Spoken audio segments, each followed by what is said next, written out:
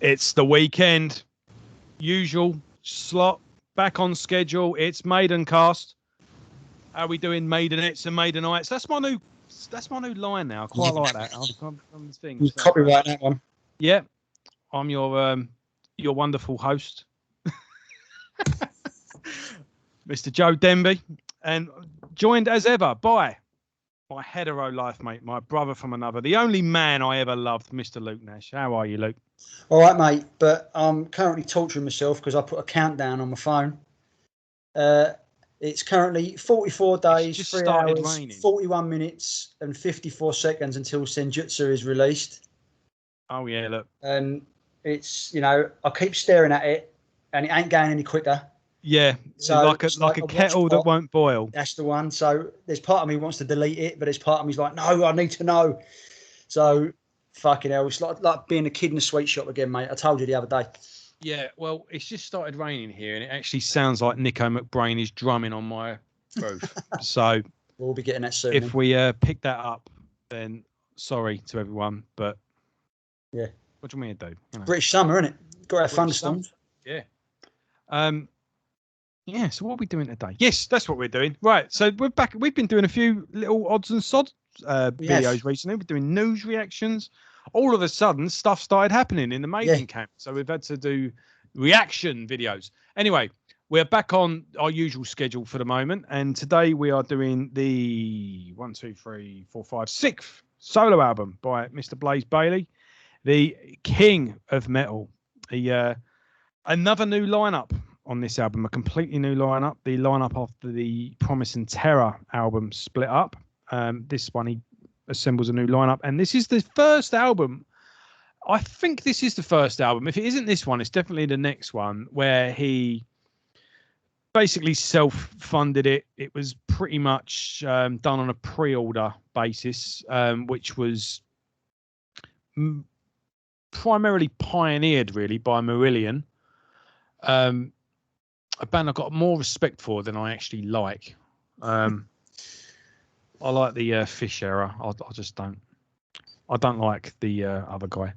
And this is someone who likes the Tony Martin era of Sabbath and the Blaze Bayley era of Maiden. I'm all for the new singer, but this particular. Anyway, yeah, I like the old stuff. I like Kaylee. I like to listen to it when I'm drunk and think of my first love. I shared too much. That's every rocker's heartbreak song, isn't it, Kaylee? I don't know who fucking wrote it. I don't know. Fit Marillion. Oh right, well yeah, no. I've totally gone off on one now. Marillion pioneered the whole. Hold on a minute. Why do we need a record label? We've got a website that fans can log on to.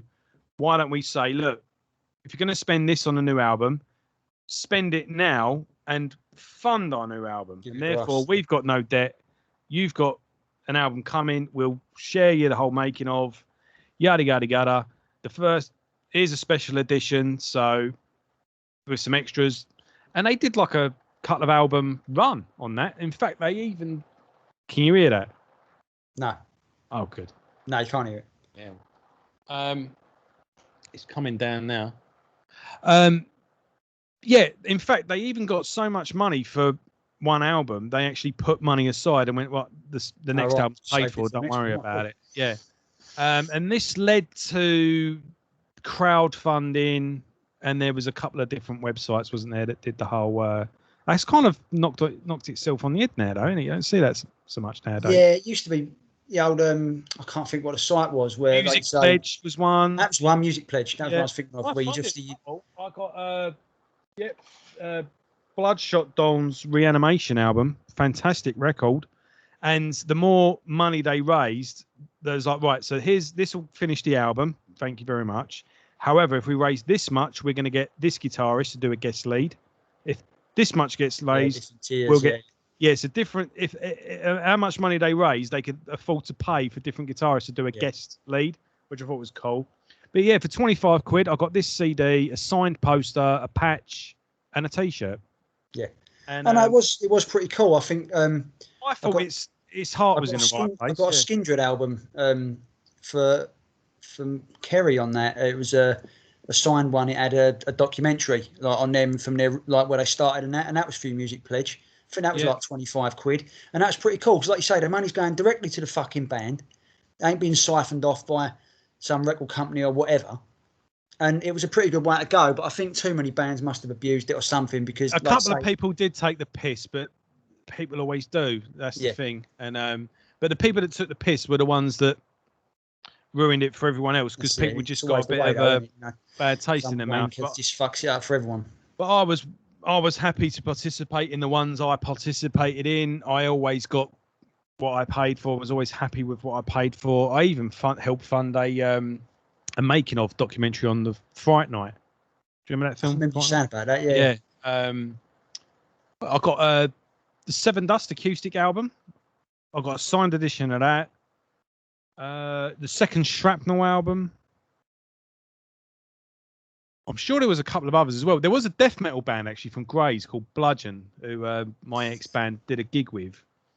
And I didn't. They were good at what they did, but it was a bit. I don't know. But the fact that it was a band from Grays, I thought, no, I've got to help them out. And but they didn't actually meet their target, unfortunately. But the album did get made a year or two later.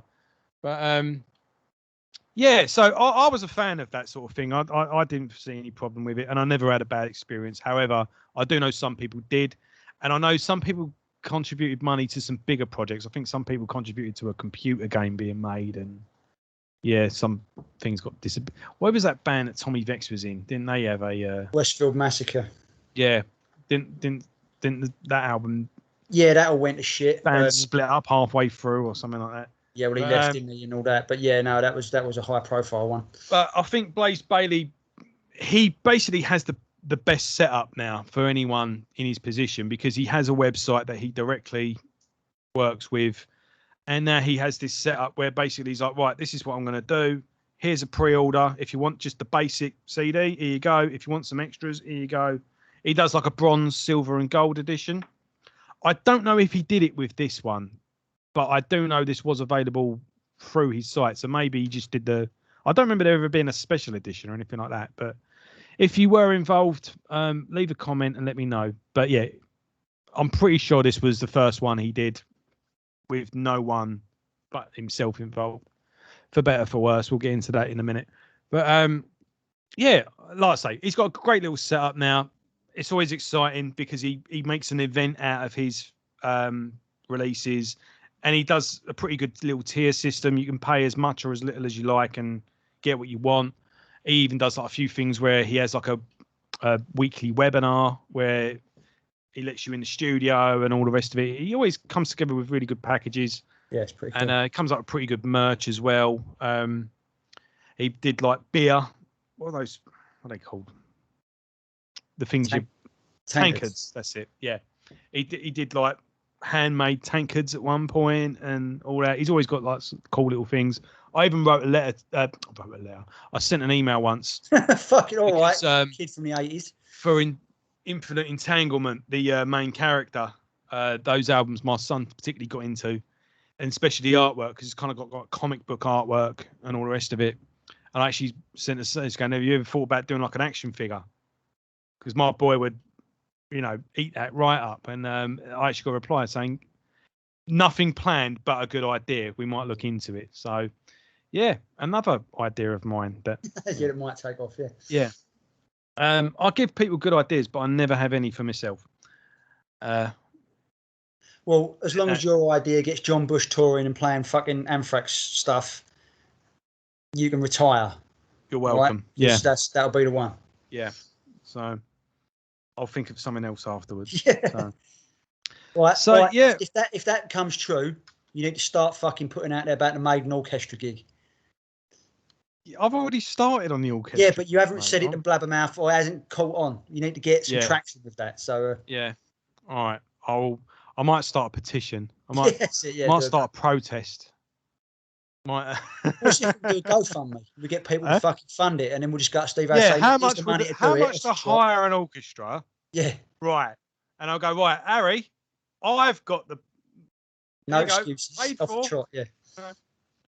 There you go. Look, just it'd be like, yeah, I think that's a really good idea. And you could always say, if Nico's too old, you know, a drummer will do it for him. Why? Who's that then? Do you know any good drummers? You want to get practicing, mate, because it's only, it never was going to happen eventually. I'd do it in my sleep. All right, okay. Here you go, lads. There you go. There's another idea of mine. They should, Yeah, get Luke in Maiden. Yeah. If that happens, you get permanent guest list. Oh, thanks, mate. Anyway, let's get back to reality. Yeah, back to reality.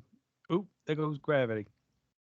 Yeah, my dream is still actually to go to Rock and Roll Ribs. I will make it there one day. Yeah, that'd be pretty cool. So, going through the new lineup, you've got, well, most notably, you've got a certain guitarist. I can't pronounce his name. This is going to be embarrassing. Yeah, let me have a crack. It's Zwiz.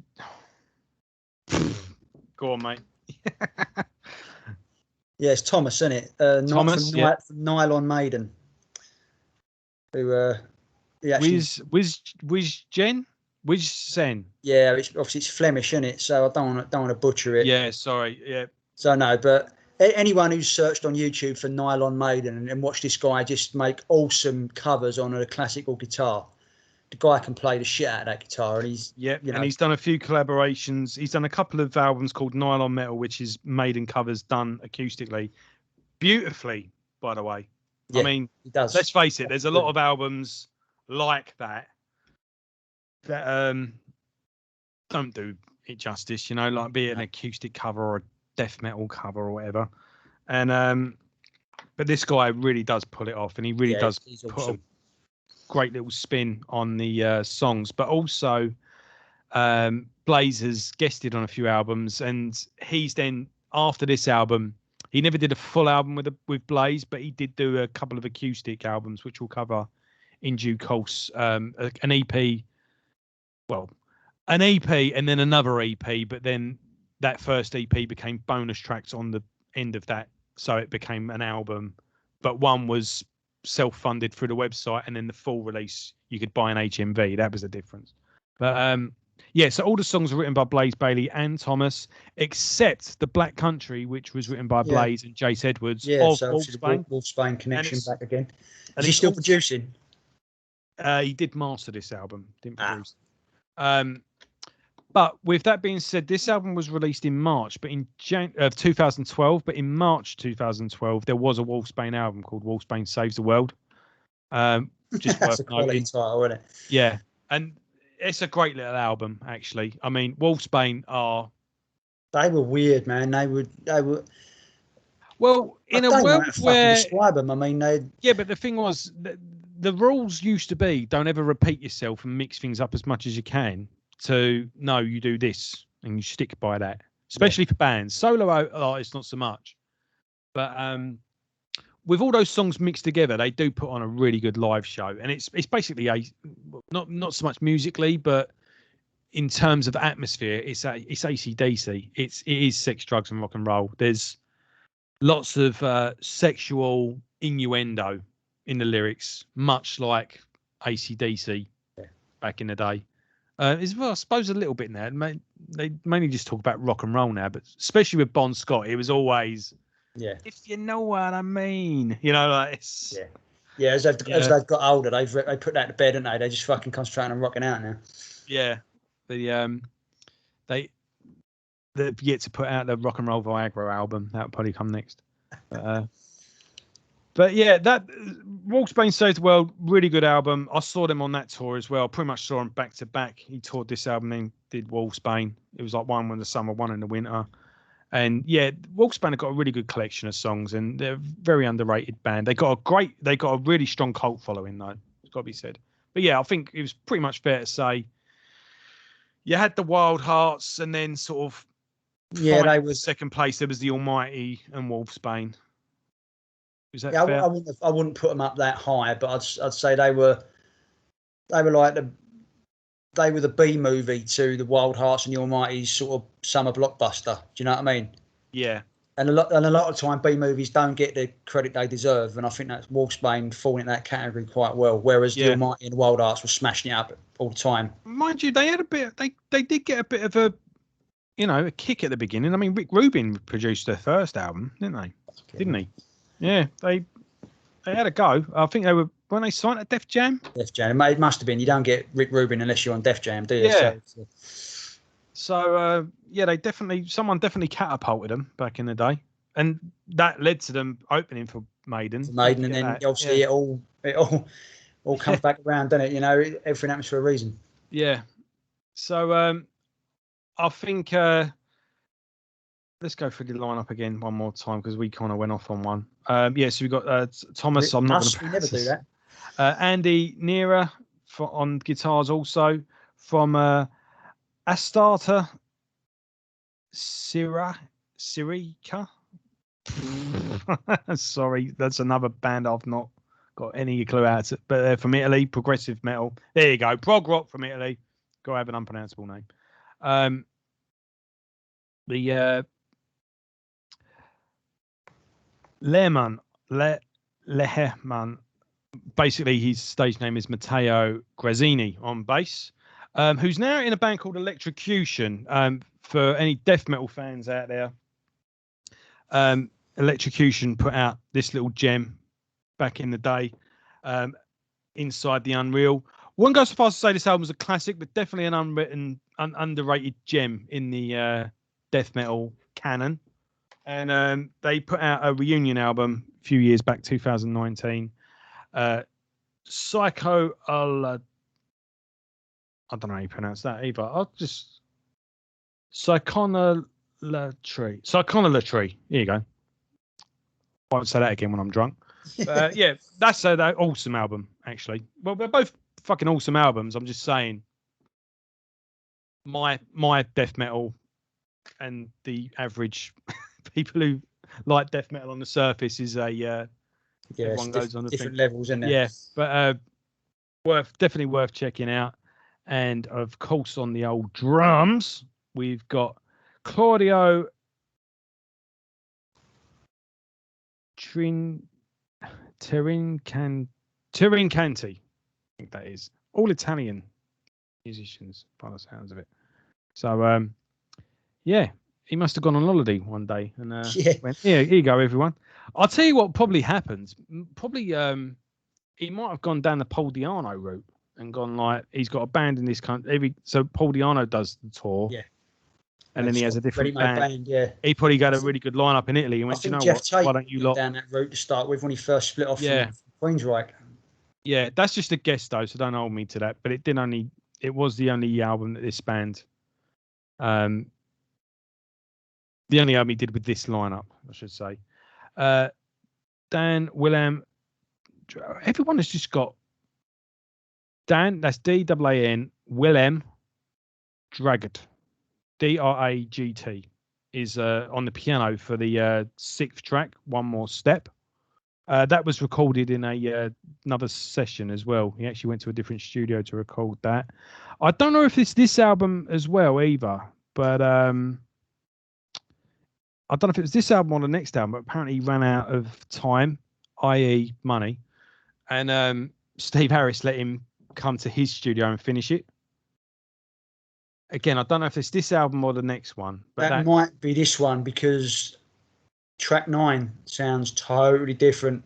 Really? To all the others. Yeah, it's like, what the fuck? Am I listening to the same album? Totally different sound.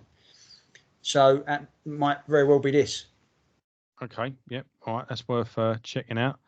Rick Plester from the US did a bit of guest session on here, and from the Netherlands, Tineke Roseboom did some female. She's a female, obviously, dickhead. Did some backing vocals, and so that's the whole lineup. So quite a few people on here, and I guess musically speaking, pretty much Blaze doing what Blaze does at this point. I think everyone reaches a point where they find their formula. There's a point where any bands, through a course of a certain amount of albums, everyone reaches a certain point where they just go, we're doing what we do. So they find their sound over a couple of albums, and then They just reached that point. I think AC/DC reached that point on For Those About to Rock. I think, or even what was the one afterwards? Flick of the Switch, maybe. Yeah, I would say that the first 7 albums, they were becoming what AC/DC were. I think Alpha by Seven Dust was another one as well. It was that was like where I could pinpoint. This is a band doing them, and I think this is Blaze doing Blaze. What he's been carving out on those first 5 albums. He knows what he's doing now on a solo album. Lyrically speaking, he's still getting over what he was going through on Promising Terror, but there's a bit more of a light at the end of the tunnel on this one. The first sort of half of the album is sort of like a tribute to metal in general. You've got the King of Metal, which is dedicated to his fans. You've got a song about Dimebag Darrell. You've got The Rainbow Fades to Black, a tribute to Ronnie James Dio. And then The Black Country, which is a tribute to Birmingham, Blaze's home, or city of origin at least. I don't know if he still lives in Birmingham now, but also the birthplace of heavy metal, Black Sabbath, Judas Priest, Napalm Death, as well as a few others, which aren't coming to my mind at the moment because I'm flying off the cuff.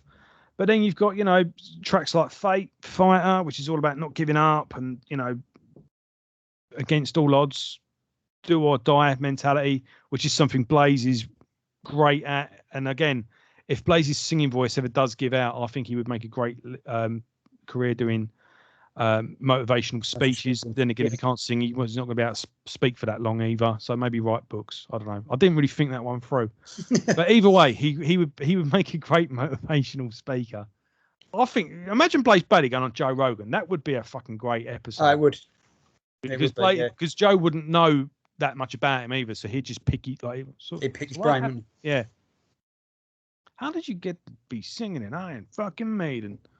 And yeah, that'd be a fucking great episode. But he was on Chris Jericho's podcast once though. Yeah, mind you, Jericho loves his metal. Danny obviously being in Fozzy, so that's a natural bedfellow.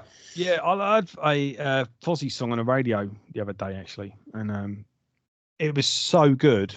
I didn't know who it was, and I got home and stayed in the car till the song finished so I could hear who it was. About as far removed from Stuck Mojo as you could possibly get, and considering it is pretty much there's a pretty good solo, and I was like, who's this? That was fucking tidy. Shepherd, who's that? Mate.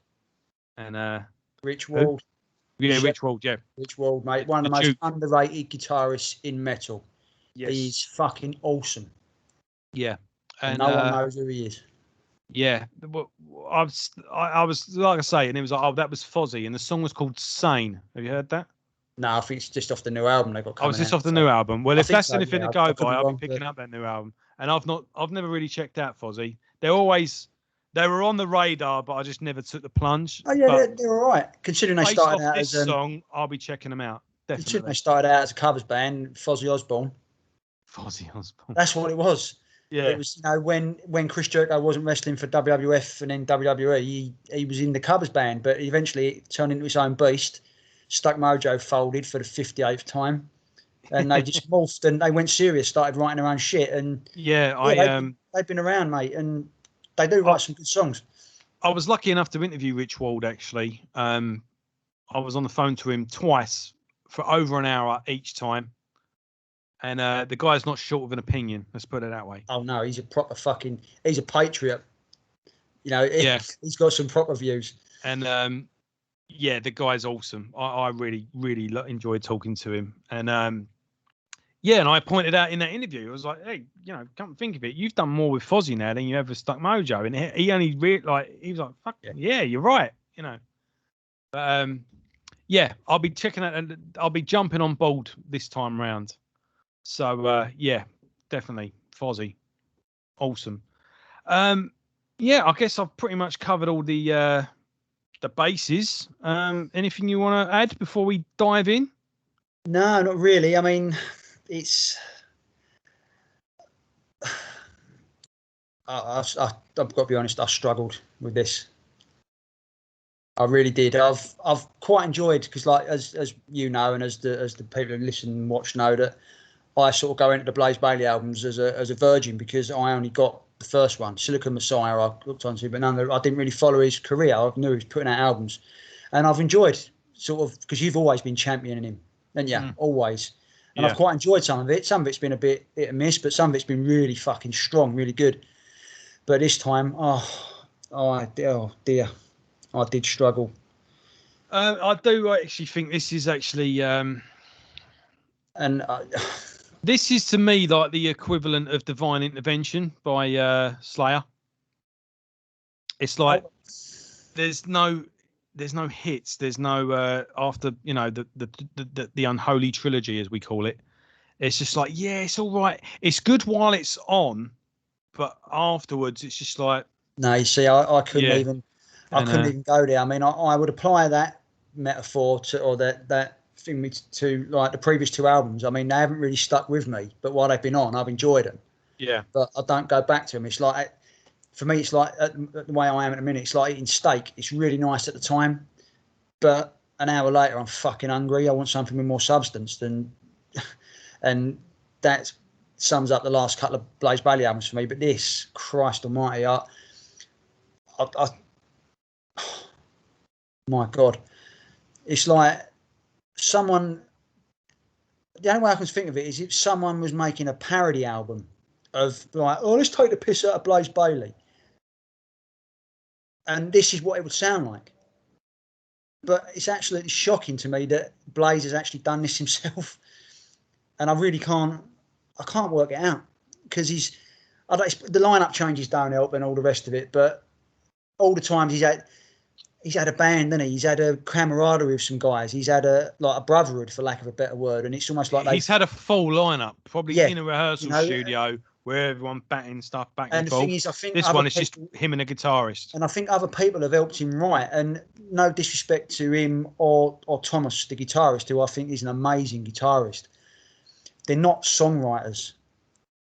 They need songwriters. They're like Yannick and Dave in Maiden. They don't write entire songs. They get these brilliant ideas and then go to Steve and say, look, Steve, here you go. You're the master at this. Put these together, and Steve will make an awesome song out of it, because he's got good stuff to work with. But here, all right, Blaze has got a few good ideas. Thomas, a few good ideas, but it's all fucking, no one knows how to mix all the ingredients together properly this time round. And that's why I struggled with it. There's the odd flash here and there, but overall it's sort of, it's painfully average. And yeah, I always found that Blaze's vocals, like the lyrics to his songs, were really interesting, but it was kind of like the music was kind of just just there backing it rather than driving it. I love the sentiment behind Blaze's his lyrics, and like you say, inspirational speaking, he should go into that, because he would save lives. He would get people out of the gutter, because what he wants to say is it carries such a great message. He just doesn't know how to say it, because his lyrics are bad. Sometimes they're bad. Even when he wrote for Maiden, his lyrics were bad. You know, because he's not a clever lyricist. He's not, I probably shouldn't be comparing him, but he's not a Phil Anselmo. Phil Anselmo is a clever lyricist. I know it's completely out of left field, but Fred Durst is a clever lyricist. Doesn't write the best lyrics, but he makes them work because he knows how to arrange them and all the rest of it. Blaze is purely putting his art down on paper, and sometimes that doesn't always translate well in music. You need a bit of disguise. You need a bit of. Do you think as well sometimes where he comes from such a raw, sincere place? Someone's going to go, I don't want to point that out, because that's the thing. It's not like. This isn't just a shitty love song or like a chest beating metal. It's like, oh God, this guy's poured his art on the page. I didn't like critiquing him on the last album, because it was coming from such a fucking raw, emotional, horrendous place that no one should ever be coming from. But it's because of that, it doesn't always come off. And normally he's got good music to hide it, but this time round, it's the perfect storm of shit. There's no music to hide behind on this. Yeah. and it is the bottom of the barrel. Well, and I hate put your saying seatbelts on, folks. This is going to be an interesting one. Like I hate saying it about Paul Di'Anno. I don't like kicking geezer when they're down. But Blaze isn't down. He's fucking fighting, but he just hasn't got a good filter right now. Yeah. Right. So the album opens with a whisper of "You are the king of metal," and then straight in, yeah, fucking hell, shredding with pummeling drums, pummeling guitars, so fucking heavy it blew Blaze's hair off. Yeah. And then what happens? Because Blaze comes in and ruins it. I literally couldn't believe it. I was like, what the fuck is he doing?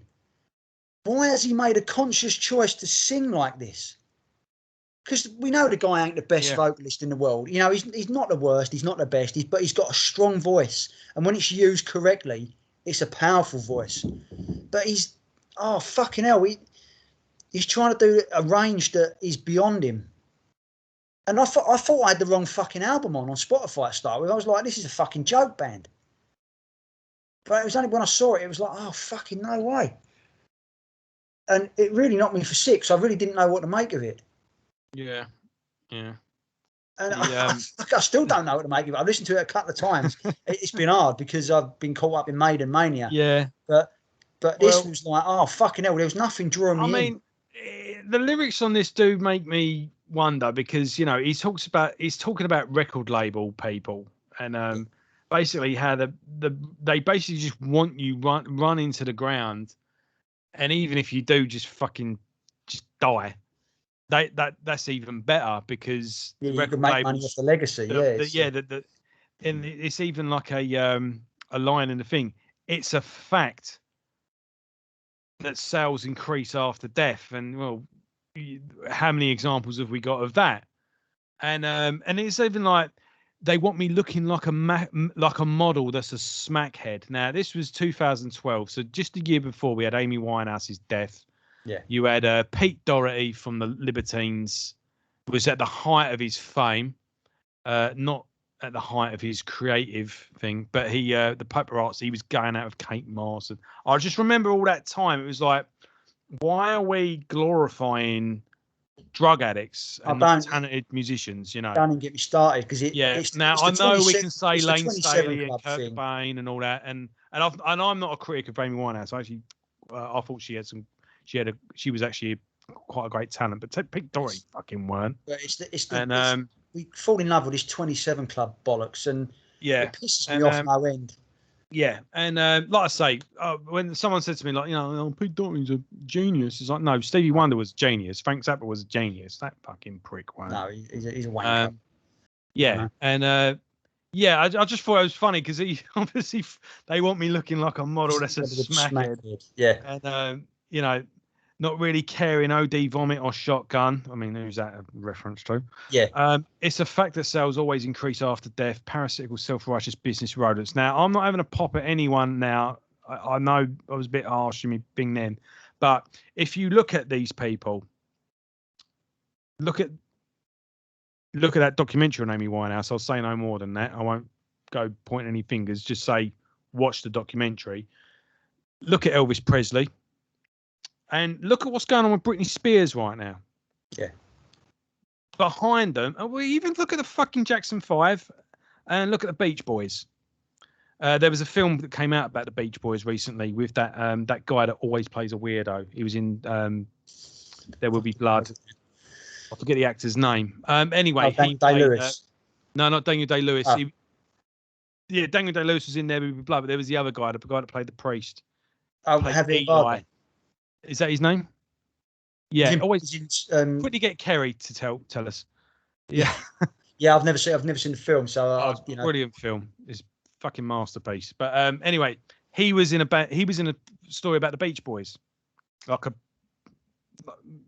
a little part of the story of the Beach Boys, and there's always an overbearing, abusive manager. Sometimes it's even a parent, and with the whole Britney Spears thing going on right now, like it's fucking terrible what she's going through. A manager running the person into the ground, again with Elvis, the reason Elvis was doing all those Vegas residencies was to pay for his manager's debt. You know, so what he's talking about a very real issue in this song, and but then he kind of turns it around and says, "You are the king." That's the fans, basically saying, "You're the ones that buy the records. You're the ones that put people where they are. It's down, it's all down to you." And it's pretty much a tribute to the fan base, which is a cool message overall. Yeah, like I say, as always with Blaze, the sentiment is great. The delivery system, it lets him down. Yeah, but, it's a very short, sharp song. I mean, it's by some standards, it's an intro. This one as well always sort of comes late in the set list as well, which I just think is just cool because like you get a little bit for, even the best bands, you do get certain point. You go, how many? Yeah, okay, all right, and then all of a sudden, bang! This just goes in. He doesn't like finish with it, but it's normally sort of just towards the end. It just kind of normally at the end of maybe like a song like "Stare at the Sun," something a bit drawn out, a bit slow, and then just boom, straight in. Feedback. It just wake up. We're not finished yet. We're at a metal show, yeah, and I do like this is a little short, sharp burst of a track. Nice little solo at the end. Oh yeah, it's definitely like a little riff lesson. And it's a good little intro of a song that just hits the ground running. I think it's a good way to kick off an album.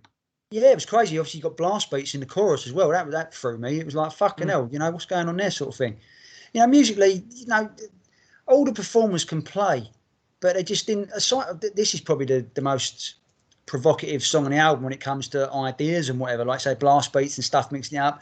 You got that spoken section which reminds me of Megadeth in the middle. It's something Dave Mustaine would do. Yeah, I don't know what the whole oh yeah, that's it reminds me of Ross in Friends when he does the whole thing and then the lights come on. Yeah.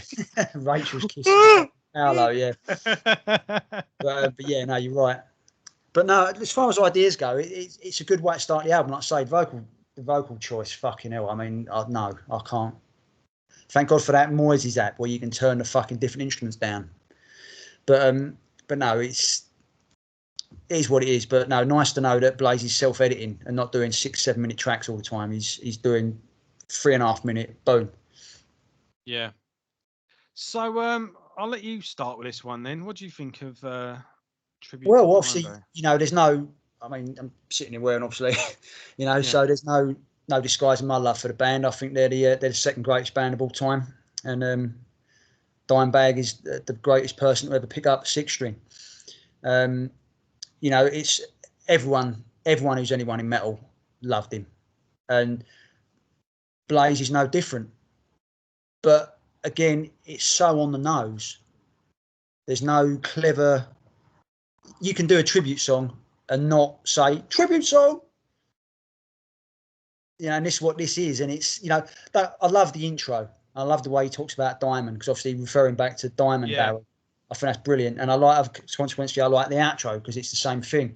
It's quite dramatic. Yeah, that riff's okay, but it's the verses and that, they're terrible because Blaze isn't a good lyricist and Thomas isn't a good songwriter. He's a great guitarist, but he's not a good songwriter. And that's why a lot of the stuff on here is painfully average and it's sort of metal by numbers. Yeah. And like I say, the sentiment behind this is brilliant. Everyone felt the same way as Blaze. We're all fucking gutted. We had our hearts ripped out. I still feel hollow inside when I think about Dimebag now and what we didn't get to hear from the man. Yeah. He had so much to give. And I like the idea behind the song. I love it. But I can't get on board with the song as it is because it's so on the nose and so poorly written and poorly delivered, and it sort of dilutes the message in a way. And I don't like kicking Blaze. Never had to do it. I don't like kicking Paul. We get used to kicking Paul. I don't like doing it to Blaze because Blaze he's all the shit that's happened to him. It's not his fault. Yeah. He's always rebounding from something. He's always trying to fucking work his way back from some fucking adversity. But his choices on this, they do make me scratch my fucking head. because I physically can't work out why he's gone this way. Yeah, it is an odd choice. It's got to be said. I mean, I don't know. You know, he was obviously a Pantera fan, but I mean, did he ever? Yeah, it's just a bit of a disjointed song, isn't it? It's a again, there's nothing worse as a music fan when you want to like something. Yes. More than you actually do, and you have to, and you do. And you finally, there's nothing worse than getting that new album, and you're going, and then you meet your maker. What do you reckon? And you go, yeah, it's good, isn't it? And you go, yeah, and you go, and you try and you claw it, and you're going, it ain't there, is it? Yeah. And I want a lot, and I just keep listening to it, but I'm just not feeling it. And you know, sometimes that happens, and you go to the live show, and all of a sudden. Yeah, like you say, things make sense, don't they? It's like, oh, fucking hell, yeah. I had that with the new, there's a new album, but when At the Gates reformed, that first album they did post reunion, I remember speaking to someone about that. I went, I don't like it. I keep listening to it, and he went, oh, I think it's awesome. I mean, really? I went, okay. I mean, I'll have to give it another go then. Maybe I'll listen to it a few more times. He went, no. If you don't like it, don't like it. You don't have to like it. Don't make yourself like something. Like you got to, don't you? It's it's like if you ain't feeling it, you ain't feeling it. I don't take the notice of me. And I was all right, okay. But when I saw them on that tour, they opened with I think they opened with the first track from the album, and then dun dun dun dun dun dun dun dun bum bum bum bum bum go, and then straight to Slaughter the Soul, right? Yeah, we're home. And then they did a few things, and then. But when they started peppering in new songs with the old, it all of a sudden it's slotted into place. It just made more sense in the live setting. Sometimes you just need to see a band playing there. And all of a sudden, it's like, it feels better now. Yeah, now it makes sense. And but yeah, sometimes it don't. Yeah. Yeah, I mean, you know, it is what it is. Same Black Country. This I do like the reading the lyrics to this. I think it's more than just a tribute, like you said earlier, to obviously pretty much the birthplace of metal. I think it's more all the shit he went through when he fucking lost Maiden, lost his fucking band, lost his deal, lost his fucking wife, and all that. He went home. Like you said, he was working in Alfords or something, wasn't he? Or something? And reading that, it seems like he went home and he found himself again. And I quite like the sentiment behind that. He means he went home, he never fucking gave up. He was like, no, bollocks, I'm not having it. I will fucking get back out there. And how can you not be fucking, you know, proud and amazed by that fucking fighting the man? But he needs to, lyrically, it's like, oh fucking hell, it's so on the nose. He's not got that. He's not got the ability to disguise the stuff in a delivery system. You know, he'll never be able to give medication to a cat because the cat will see him coming a mile away. You know, he hasn't got a sleight of hand. You know what I mean? Worm tablets. I think I said about him. You know? My dog will literally eat out of the bin. In fact, we had lamb chops today, burger and he wouldn't have it. And the little dirt bag was like straight in the bin, crunching the bones like they're pork scratchings. Yeah. Put a worm tablet in his food. Yeah. Wrap it in salami. He's like, he will. Yeah. Not having it. Yeah. Bang. Da da da. And then all of a sudden, and then this pill just comes out. That's it's it. Like, you will literally eat shit out of a bin. But yeah, I know exactly what you mean. We've had to. Yeah, any dog owners, you know what I'm talking about. So, but I really like this song actually. I think I get a really good feeling from this album. I like the bit in the middle where the bass cuts out and you get the bass line. But then the drummer ruins it by sticking to a 4/4 beat. He had a time and he had an opportunity there to be really busy and do some really cool fills and bring the song to life. But he played the safe route, and that's what this album is. It's safe. All 47 minutes of it. It's metal by numbers. Oh, this is a metal album. All right. Not let's write a metal album that people go fucking hell. Hence the drummer sticking to a 4/4 beat. It's his time to shine. Do it. You can play because you fucking blast beats and double kick on the first song. You know what you're doing. So why not use your time to shine and fucking liven the song up a bit? Yeah. You know, he's not saying he's got to be fucking the geezer out of Mastodon or whatever and play like till the cows come home, but just yeah, do a little bit. I mean, I just get that sense of coming home on this on this song, and you know, like even going to places near our area, you know, like maybe like going to Southend or something. This might be a shithole, but it's my shithole. Yeah. You know, and I don't care anywhere in the world. There's no ice cream in the world better than Rossi. That's it, yeah. And there's no place better to have it than on Southend Beach, you know. And that's it. Same with Canvey Island. You know, there's some places that it's mine, and I love it. And that's how he feels about Birmingham, and that rubs off on me whilst listening to this.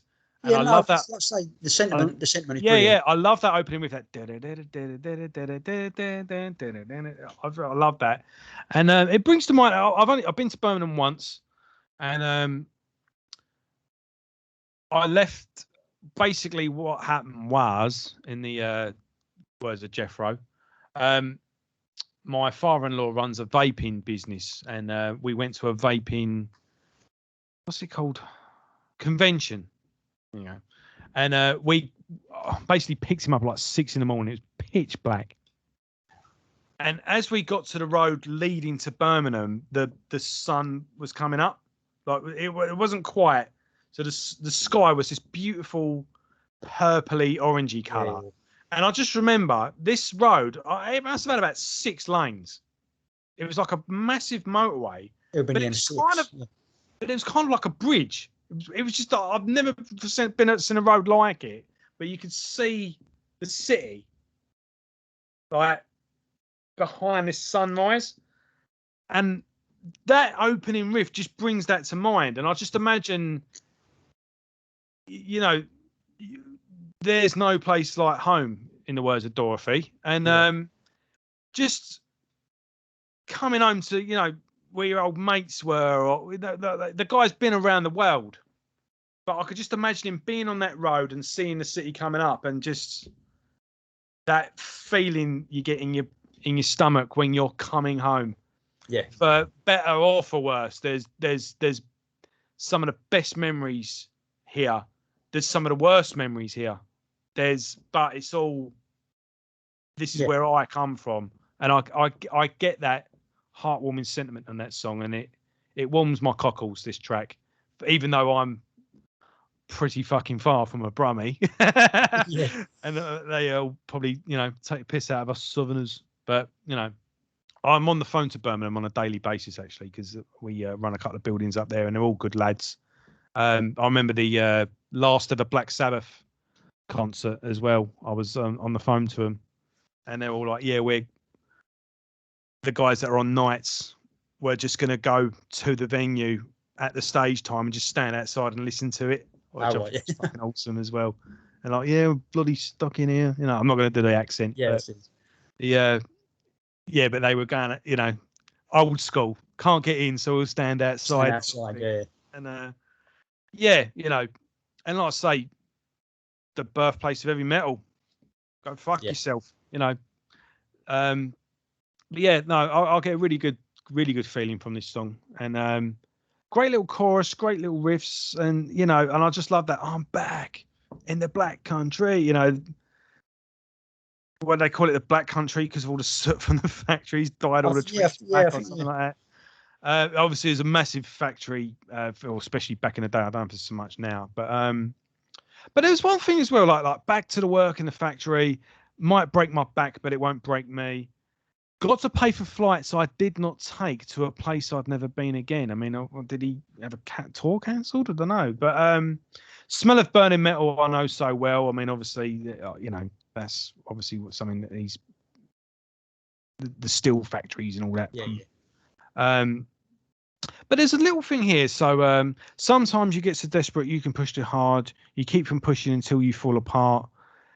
See your dream is dying. It can break your metal heart. I mean, we've all been through that. We've all, been in bands that didn't quite work out and all that. The father of the unborn girl is dead. I mean, what does that mean? Is that a reference to an old? Is there like an old Birmingham, like an old urban legend or a folk tale from back in? No, I don't. I think it's about him because didn't he when this come out 2012? Didn't he get remarried around that time? He did, yeah. It does say in the line. And he had a he did kid, get didn't he? I remarried. think I read. It might have just been that about him saying he's dead. Like metaphorically speaking, because he's back home trying to find himself again. Okay, yeah, I don't know. I didn't know if there was like a local legend or something like. Because it was so many references to Birmingham.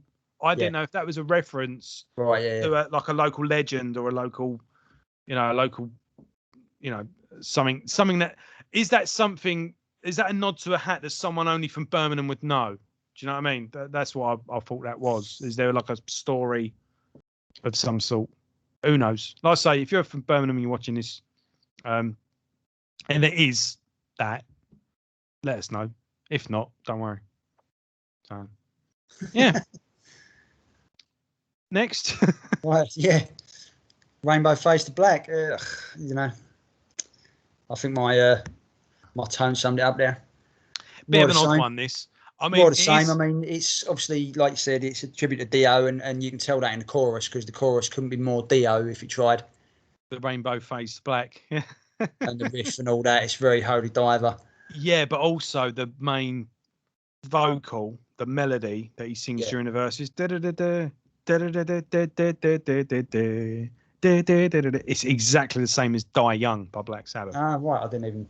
Yeah, it's like I'm not a massive, not even not the riff. Yeah, check out though Die Young by Black Sabbath because, I mean, you know the hits, don't you? A greatest hits will get you. Yeah, I was never the biggest Sabbath fan. Yeah, greatest hits will do you, and you'll be happy with that. But I guarantee you, Die Young, you will love.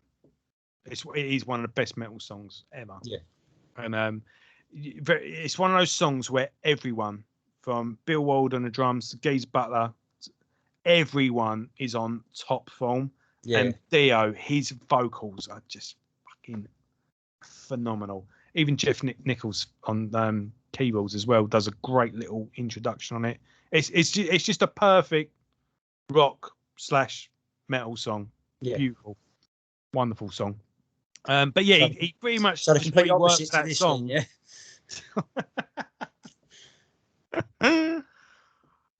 Oh, come on.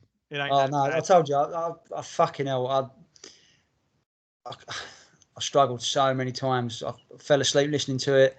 I stopped listening to it because I wanted to fill the dishwasher up. It was any excuse to not listen to it. I think I'm the reason we got a Maiden announcement this week because they're like, Luke's struggling. Let's put something out. Let's help the boy out. Help the brother out, Yeah. Yeah, this one did fall a bit flat for me. Let's face it. Yeah, it's hardly a mainstay in a live set. You think that would go down, but yeah. Again, the sentiment's there, and can't knock that. Oh yeah, no, fucking hell. I mean, who claims to be a metal fan and don't respect Dio for fuck's sake? Yeah. Well, he said in an interview as well, it was at a Dio concert that he come home and went, "I'm going to be a singer in a metal band. That's what I want to do," and didn't do bad. No, that's it. Done the business. I mean, that's a lot of time. That's where it starts, isn't it? Yeah. You get that. You get inspired, and you walk that path, and it's awesome. Yeah. All right. Well, let's move on then to the next track, Fate. A pretty run of the mill. This is what I was saying earlier, where this is Blaze doing Blaze. With that being said, it does. It's okay. I think that's an insult to Blaze though, because he's better than this. Even on his worst album for me, which was The Man Who Would Not Die, there were still moments of genius on there. But this is it's like he's parodying himself. It's like he's got a group together going, right, I want to make, consider my career so far, the first 5 albums, Star Wars. I want to make Spaceballs on this album. Or Last Jedi. You brought it up. But do you know what I mean, though? It's like, this is everything that Blaze up until this point has not been. And I just cannot fucking work out. I mean, the drum intro that started this, it's like, what the fuck? Why? Yeah, I don't know. Because it's such a short song, I'm just kind of... It's just more of the same with added whoa-ohs. Yeah, I like the chorus, though. Yeah, it's a bit hooky, you know. Choose your fate. Choose your fate. Whoa. Yeah. Again, it's another one that's going to work live. Live, yes. You know?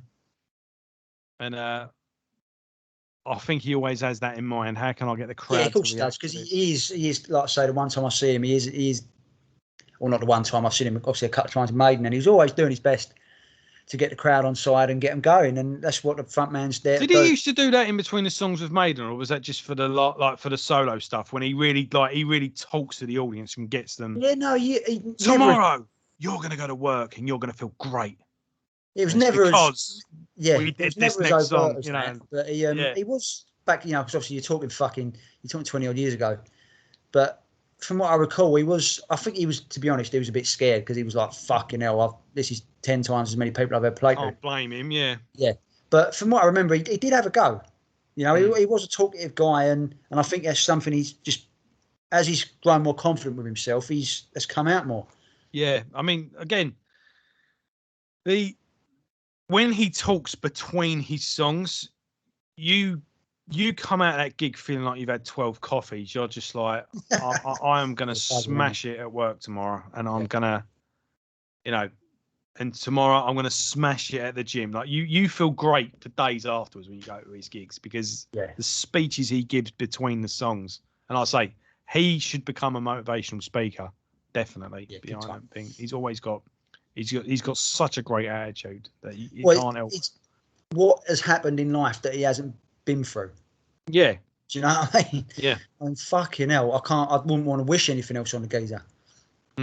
But he's always come back from rock bottom. He's come through the other side, though. Yeah. And like I say, I said on a couple of previous episodes, and, you know, if this is your first episode if you've picked up on the last couple of news reactions, previously I've said, you know, with Blaze, what was I saying? Fucking hell. About him being inspiring. Yeah, just... You can tell lyrically, that's what I was saying. All of his albums are a snapshot of his life at that point. Yeah. So at the beginning, he's in a good place, and he's talking about, you know, science fiction. You know, the first album, Silicon Messiah, is, you know, our relationship with technology and questioning it. Where would this lead? And, you know, are we inevitably going to be held to ransom to it, you know? And then the second one, he's talking about, you know, time traveling and, you know, ultra dimensions and, you know, all the rest of it. Boom! All of a sudden on that third album, it's all about real life. Yes. That you know, that Man That Will Not Die is all about, you know, perseverance and finding your feet and finding that inspiration and fighting back against, you know, the world, basically, and the daily grind of, you know, working and whatnot. And then you've got Promise and Terror, where he's talking about grief, amongst other things. That was a big theme of that album. And here, you know, he's doing a tribute to metal, so he's in a good place. He's obviously just done the Wolfsbane album as well. You know, he's recovering and he's still finding that inspiration to carry on. And but then on the next album, which we'll come to in a few weeks, he's comes up with a completely fictional story. So you can tell he's happy again. He's in a good place. So therefore, he's branching out again. So you always he's always wearing his heart on his sleeve. And again, each album, you can sort of tell where he is, you know. And like I say, he's finding his feet again on this album, just as much as he was finding his feet again on The Man That Would Not Die. and Silicon Messiah, really, or even Blood and Belief. It's probably got a bit more in common with that. So yeah, next we're going to take a completely deep dive with the track One More Step. Yeah, this is like fucking hell. What's totally different for him, and I'm not going to critique this because this is him obviously still working out shit from the tragedy, and like I said, I didn't like critiquing the last stuff because this is in a position of I wouldn't want everyone to have to fucking be in a position where I can write a song like this. Fuck that. Yeah. So it's a moving ballad. Obviously piano, and obviously it's something he wants to do. So yeah, apparently he did this in a separate. He did this in a separate studio, different recording session. Did this on his own with someone else. Yeah. Apparently this is all in one take, so it's not a perfect. Yeah. Thing. And it's not supposed to be though, is it? On something like this. In terms of emotion, it doesn't matter. Captures it, doesn't it? Yeah. Apparently, this is the first. He did the song twice in full. Right, one and then one more for luck. But this apparently is the first take. A very deep, raw performance. An uncomfortable listen at times as well because it's just like I wanted to skip it, but not because it was shit. Yeah, but it's just so raw, and considering we gave awards. I'm not going to call anyone out, but we gave awards to someone who's known for singing with just them and a piano. Yeah, fucking hell. I mean, this was up there in terms of an authentic, vulnerable performance, and that's what real true art is all about. And he spills his guts on this song, and there's a bravery on this track. And with that being said, also I think this could have worked as a heavy song. It would have been just another heavy song, though. But if he ever did want to play this live, he could have. So just take one more step. Just take one more step. And then.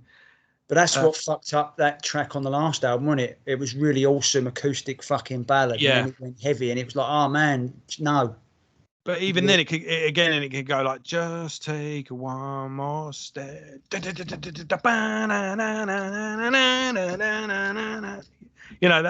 it could be done with a full band. Yeah, I mean, it could be. If it worked. If he ever did it live, he could do a heavy version of it. And again, you got that parallel thing. But again, I mean, not to get too buckled down in, I don't really want to fucking preach or,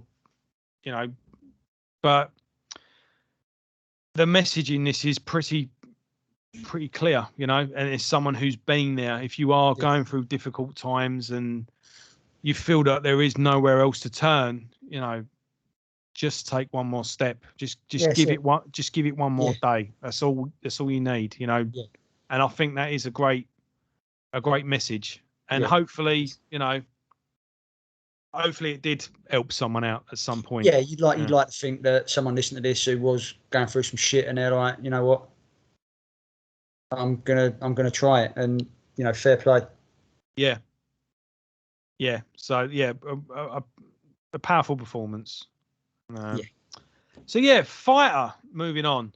Yeah. So it's should never be 7 minutes long ever. No matter what part of the multiverse you go to, there should never be a version of this song that's this long. I mean, the musically is pretty good. The bass drums, they lock together under that lead guitar at the start of it, but then Blaze kills it to death. With why he chose to sing it like this, oh fucking hell! I really cannot fathom the choices. I mean, did he lose a bet? That's the only thing I can think of. He's been threatened, or someone's got kidnapped his dog or whatever. Because you can't honestly tell me he made a conscious decision to go, you know what, I'm going to sing like this all the way through this album. It's not him. It's just not him. He doesn't have the range. he I know he's probably trying to get out of his comfort zone and do something different, and I admire that to an extent. But you've got to realise that it ain't happening. He must listen to the dailies, like the takes, and go, fucking hell. You made me spill my beer. all down my throat. Look at that. Anyway, yeah. You know, but I just cannot fathom it. And you know, the vocal line is good. I like the vocal line, the way it goes, but it needs a singer with a better range to pull it off. He's trying to. The reach is exceeding the grasp, as the old cliche goes on this, and it has done the whole album. He ain't got the tools for it. Do you think this album would need like re-recording? Do you reckon with a different? I tried being diplomatic then. Yeah, you know, I'm no. I mean, obviously, I don't know what comes after it. I'm just saying, is your problem with the performance rather than the songwriting? Yeah, I mean, the songwriting is average. Don't get me wrong. In this lineup, where it was constructed, they're all competent players, and especially like in the case of Thomas, the guitarist, he's a fucking amazing player. But amazing players don't equal good songwriters, and this is evidence. Yeah. Do you know what I mean? You know, and there's a reason why people who write songs who can't play instruments, like Desmond Child, who gives songs to fucking Kiss and Bon Jovi, and they fucking turn them into monstrous hits because he knows how to arrange stuff in his head but can't play it. And like you say, the very opposite is this. I always found it with Bob Dylan. Songs. This is probably blasphemy, but yeah, Bob Dylan. Whenever I've heard someone cover a Bob Dylan song, it's always better than the Bob Dylan version. Always. I ain't got a dog. All Along the Watchtower, Jimi Hendrix. Yeah. Knocking on Heaven's Door. Yeah, saying that. Yeah, enough. Yeah. Girl from the Old Country, remember on the Sons of Anarchy soundtrack. Yeah. Fucking awesome song. Yeah, you heard the original. You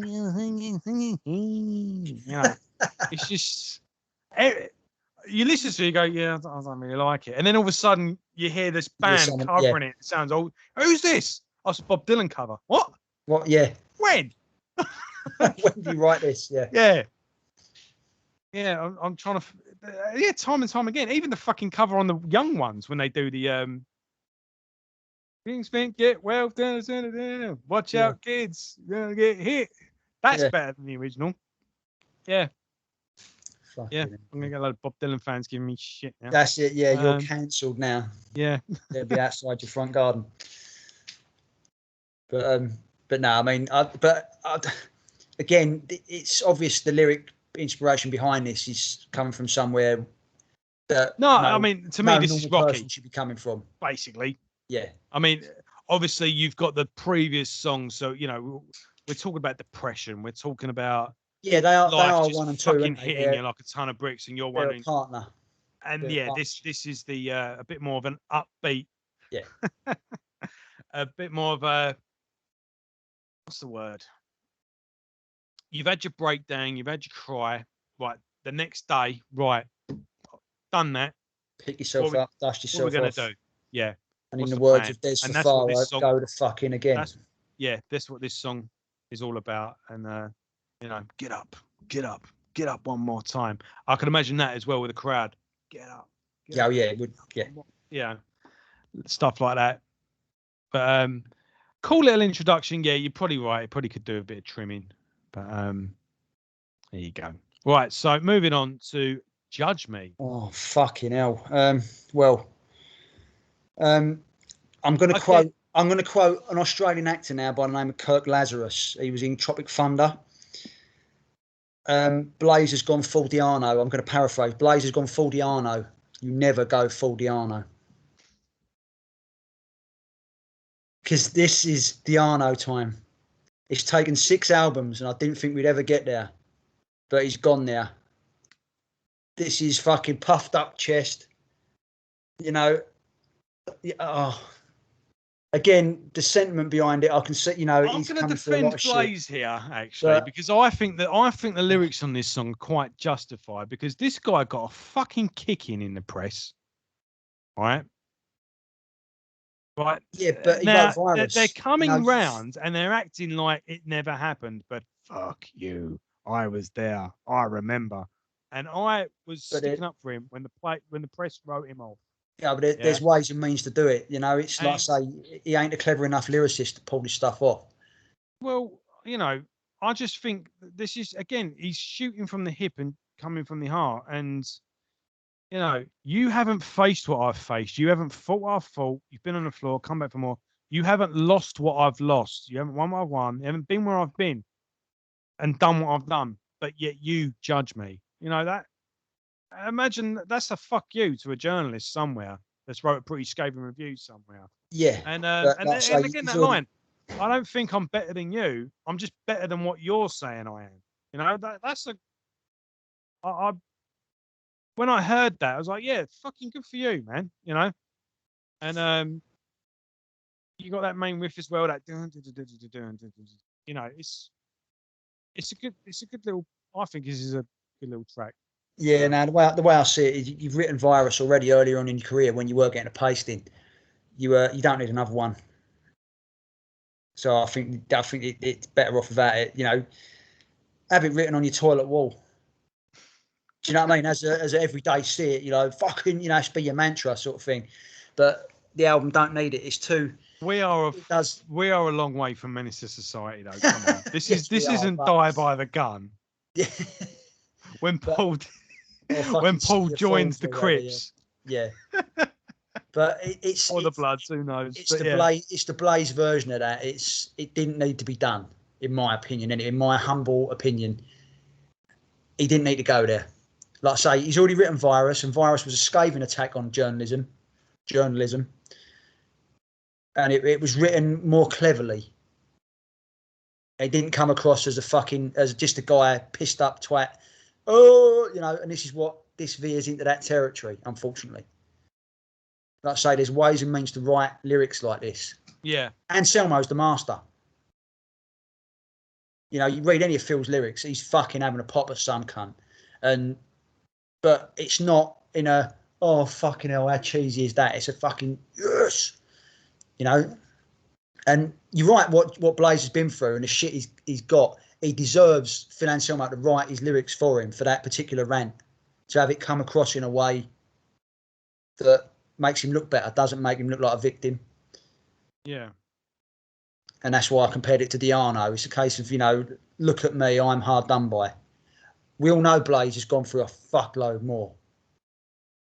It just either don't put it on the album, or it needs to be filtered through something a bit better.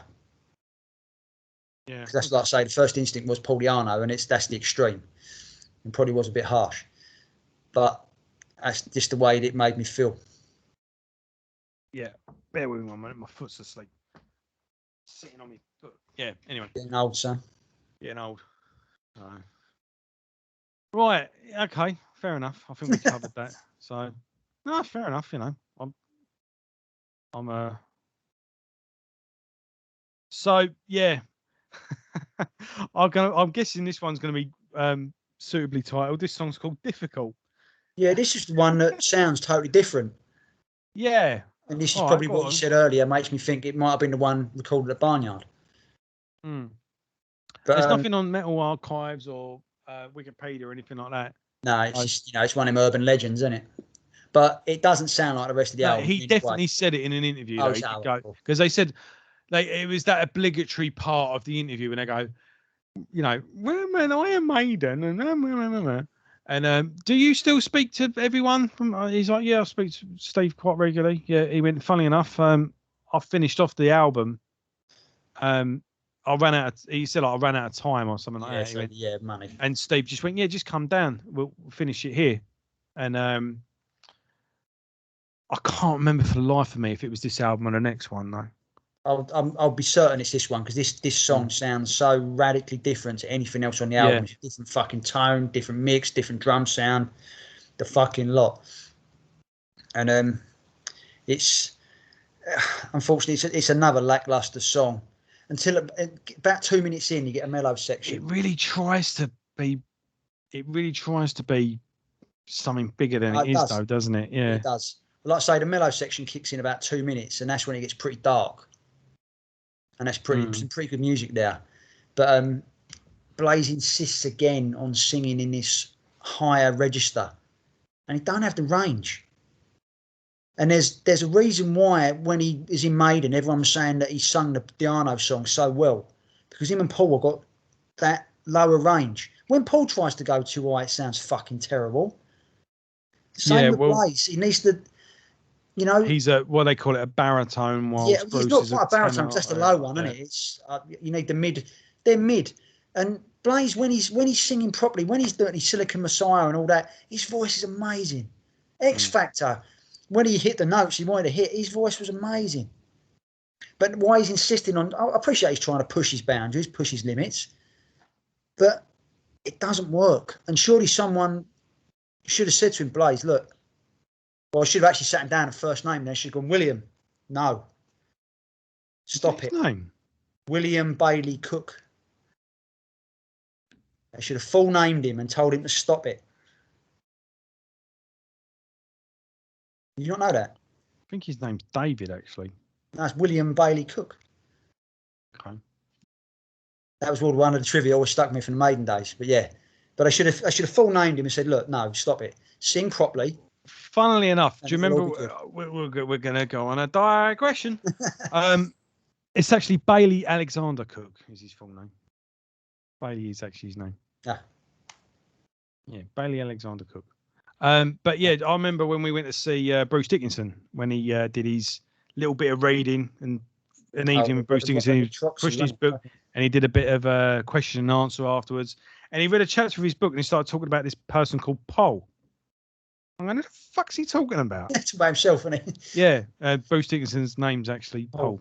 Paul Bruce, yeah. Yeah, Bruce is his middle name. His name's Paul Dickinson. Yeah, Paul. Yeah.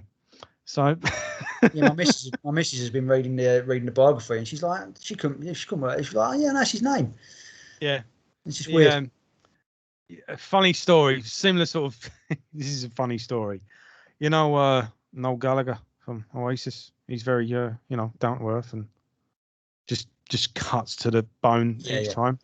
And they went something about Marilyn Manson. Oh, I met him once, and I was so yeah, he'd come over, with his makeup and all right, yeah, how you doing? Yeah, cool. And he started like being Marilyn Manson, and he went, listen, right? He went, I used to go like down the Thingy estate and such and such, and he went, you're not going to freak me out, Brian. Brian Warner, yeah. Cut him off, yeah. You're not going to freak me out, Brian. Yeah, digression. So yeah, back to the music. It's what Maidencast is built on. So yeah, it tries, but just doesn't quite get there, does it? No. He never. Well, yeah, he's never really tried to do a not number of the beast, a Hella Been Our Name or something like that, is he? No. But no, his register is not. He hasn't got the tools, and that's why he failed in Maiden. All right, he didn't help that no one helped him succeed in Maiden either. But ultimately his voice wasn't where it needed to be. No, and that's what made Silicon Messiah and all the rest of it, 10th Dimension, so special, because he fucking knew. He had a producer that was like, I know what your strengths are, son. We're going to play to them, and I'm going to make you sound a bollocks. That's what I was getting at earlier. Like, is your problem with this album the songs, or is it the performance? No, like I say, if Andy Sneap produced this album, do you reckon? Yeah, I mean, the songs are average. It's metal by numbers, but do you reckon Andy would have jazzed them up? He would have gone, hold on a minute. Possibly, yeah. Fuck it, also, give me the guitar. I'll play this. And also, he would have the vocal stuff. He wouldn't have let him do this vocally. He would have said, "Look, fuck off. Stop it. Yeah. Do what you're good at. Yeah. People want to hear you for what you're good at. People know what you do. They've stuck with you for 5 albums for you doing what you do. And you know what you're good at, so fucking do it. All right, do a song here and there that tests your boundaries, tests your limits, whatever. Yeah. But don't do it the whole fucking album. Yeah. Yeah. Right, so we had a piano ballad earlier on, and now we've got an acoustic. Yeah, well, certainly mainly. So yeah, one as well at that. But this is beginning, and just conceptually speaking, this seems to me the end of what began in Promise and Terror. Yeah, it's like he's got it out of his system, you know. Yeah, it's like right. the beginning is right. This is the next album. We're off. Yeah.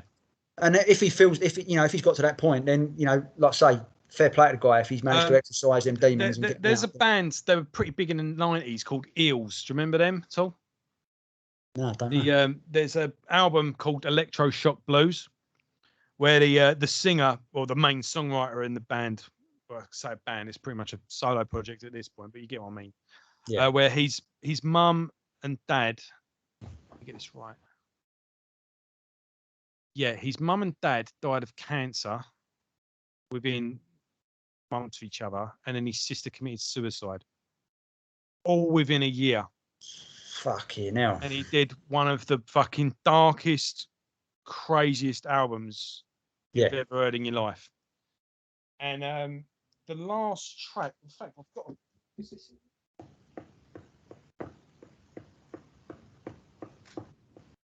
That's not him. Doesn't matter. But the last track on the album, I can't remember. It's fucking cold. Doesn't matter. But the opening line of that song is, "I was at a funeral the day I realised I wanted to spend my life with you." It's a fucking love song. Fucking hell. That opens with, "I was at a funeral the day I realised I wanted to spend my life with you," and the chorus is, "I don't know where we're going, I don't know where," and then it goes from there. Yeah. Basically, I don't know where we're going, but I know where I want to be now. Yeah. And obviously he's gone through what he's gone through, so he's probably at a really. He's obviously lost the fucking his family, parents, and his sister have been. That's it. Yeah, he's been. Yeah. And yet, at some point, he's met this woman and fallen in love with her, and he's basically. It's a bit like at the end of Fight Club, where he's like, "Look, I do really like you. You just met me at a really fucked up point in my life." Remember in the building? So I do like you. You just met me at a really weird. And I think that's pretty much what he's saying in that song. And yeah, I just thought, what a great little line. I was at a funeral the day I realised I wanted to spend my life with you. Yeah. And, it sort of mirrors this. The title of the song, that's what this song is to me. Like, it's a basically like, right, I've kind of gone through that now. I know. Yeah. And there is that, if you go for a broken relationship or grief, or if you ever just go for a bad time in your life and you do really think there is no way out of this, but you just keep going and keep going, and then just out of nowhere, there isn't. You don't get to a day where you go, right, I'm over it now, but you do get to a day where you go, I got over that ages ago. Like, do you remember when you thought a year ago or 2 years ago how bad you were, and you go, bloody hell, right, I'm past it. Like it's snap. It doesn't snap on the day, but it does snap further down the line. You do go, bloody hell, that was a shit year, wasn't it? I got through that. Yeah. I didn't realise. I thought I was never going to get through it, but I did. I got through it. Fuck. Like you don't think it at the time. I mean, yeah, you sometimes you don't realise how far you've come until you look back. That's it. And I think that sums this song up quite nicely. Yeah. I'm going to cut it off there before I balls it up. Yeah. Yeah, I mean, it's for what it represents, it's good, but it's another painfully average song to end a woefully subpar album. And I tried. No, like I say, the sentiment behind the album is solid. But it can't hide the fact that this lineup ain't good enough. They're woefully average songwriters. And Blaze, for some reason, I don't know if it's part of the catharsis for dealing with just been what you could come up with at the time. Yeah, there's obviously something wrong because you can't go. They were the people that were available. Yeah, but you can't go from Silicon Messiah to this without fucking good reason. And obviously, we know there has been a reason. And if this is the last stage of him dealing with that grief and with all that shit, then I can accept it. I just hope, and hopefully, like I say, I know what's coming next, but I haven't heard it. So hopefully I'll be revitalised by the start of the, the Infinite Entanglement trilogy. Yeah, there's a few stop-offs between now and then.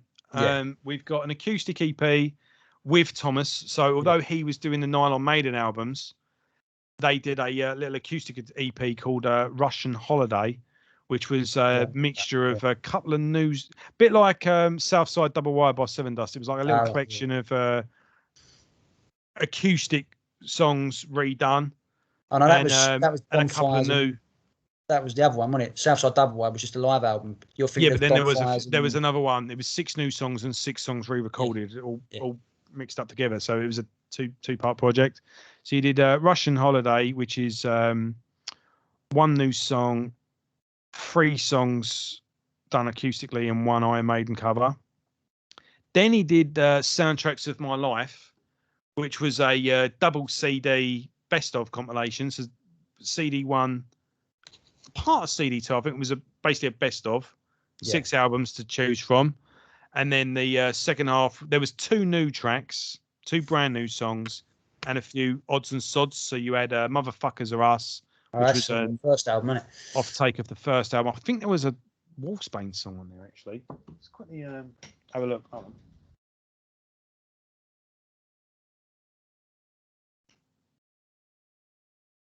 Yeah, so he did Russian Holiday. This was through the website, but self-done project. Then you had a Soundtrack of My Life, and you basically did a best of on the first CD, and then bits and bobs on the second track. There's still a best of Voices from the Past, 10th Dimension, Blood and Belief, and then you got The Day I Fell to Earth. That was another track that didn't make it onto Celica Messiah. Motherfuckers Are Us. Something's telling me there was a Wolfsbane song on here. Oh, I know Tough as Steel was a Wolfsbane song, wasn't it? Maybe it's an old live rendition of that or something like that. But Hatred and Eating Children were 2 new songs on that. So he did a tour off the back of that. That was a live album. Album, I recognize the title, And then when did this come out? This was December Wind, which is again another acoustic album, again with Thomas. He was doing acoustic shows as well. So not only did he gig to the full tour with this album, he was doing acoustic shows on the side as well. And again, this is a mixture of new songs and re-recorded tracks. 2 AMs on this, by the way. Acoustic. Oh, right, cool. And the tracks, mind you, this you had to buy from the website. This I just picked up in HMV. Yeah. But all the songs on this are bonus tracks on that. So it's all jewels together. And then we get to Infinite Entanglement. So I don't know if it's worth. I might do that one. I might just do an in-depth thing on them solo. I don't know. Yeah, so I don't know if I'll be able to fucking get them. They're not on Spotify or anything like that. I don't know. That's what I'm saying. They don't come up on his thing, me. If you want to cover it, we will, but maybe we'll come back to that later. We've got plenty to get on with in the meantime. But there's some stopgap releases, shall we say, before we get to Infinite Entanglement. But an acoustic album and a best of. You can just narrow it all down. Worth checking out though. But right. So summing up, bit of a misstep on this album, isn't it? It's I've fought its case as much as I could.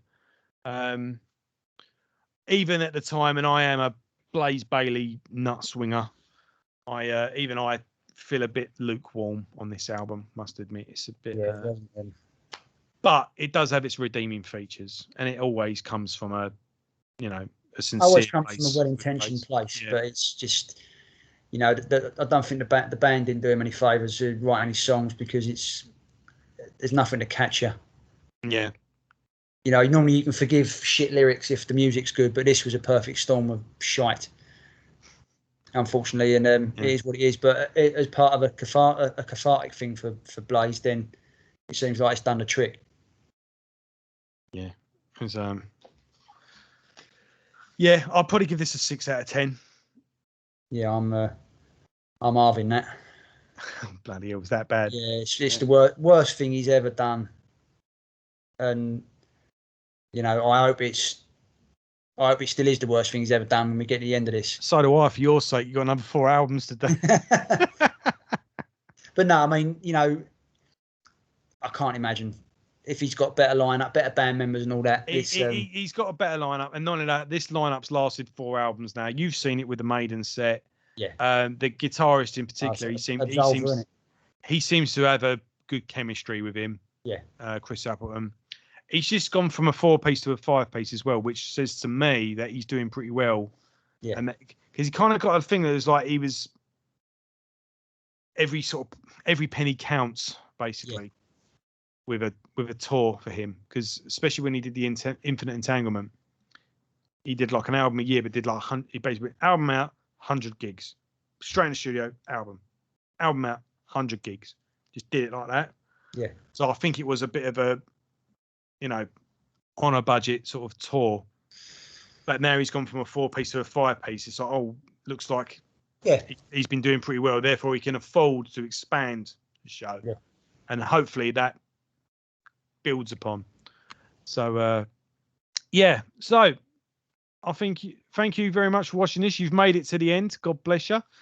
Yeah, all I ask is just give us one of them. Just click that little button down. That one there. And one of them or one of them. Doesn't matter. A reaction is a reaction. That's all. Yeah. Tell us, you know, if you love this album and you think we're wrong, tell us. Yeah. Tell us. Yeah. If you get involved, this is your show. You know. And if you're new to the show, if you picked up on these reaction and news reaction videos we've been doing, like I say, as always, welcome involved. Yeah. And thanks for joining the journey. Go back to the beginning, and like I say, you know, you can do it in any order you like. We're just doing it in order of release, but you could do it in sections if you wanted to. If you want to do like Bruce's solo albums, or you want to do the Maiden albums, you could do the Maiden albums leading up to the new album, and you've got a couple of weeks to get through it. Yeah, that's it. And use this as your introduction or your afterthought. Entirely up to you. Just listen one way or the other, and we seem to be getting some good feedback. People seem to be enjoying it. We seem to be finding an audience now. People are giving us a few comments and going, hold on a minute. And that's what we like. That's what we encourage. So, thank you all very much for your comments. And I won't say any names because I'm bound to forget one and then piss people off. But you know you are. You left a comment and we replied and we all that. So, hello. How you doing? And, we'll see you next Friday when we will be doing a complete left turn and doing Primal Rebellion. Catching up with Adrian's side project, which... and that with... Mikey. Yeah, I would say, my old mate, Mikey. You probably won't remember me, but I've had numerous encounters with Mikey from Sixth over the years, in bands and what have you. So, yeah, this will be interesting, to say the least. Yeah. So, I'm looking... this is actually an album I never actually bought. Can't remember why. I just never took the dive on this one, so hopefully I'll like this album. I've never listened to it either all the way through, so hopefully this one I'll be if it turns out all right, I'll be clickety click on the old tippy tappy and getting a copy on the cheap. Hopefully, if Psycho Mode tells anything to go by, it's going to cost an arm and a leg. And best off fucking. And I've got an arm and a leg to spend on this new box set that's coming out. Best off sending Adrian a message on Instagram now you're on there and saying, "Look, Adrian, have you got a copy of fucking Welcome to the World or whatever? Can I have it?" Because you can't buy it for nothing. You must have a box of them in your loft. Yeah. Come on. Yeah. Right. Thank you all, everyone, and we'll see you next time. Stay safe, stay strong, and above all, stay sane. Don't let the bastards grind you down. That's it. Take care. Metal.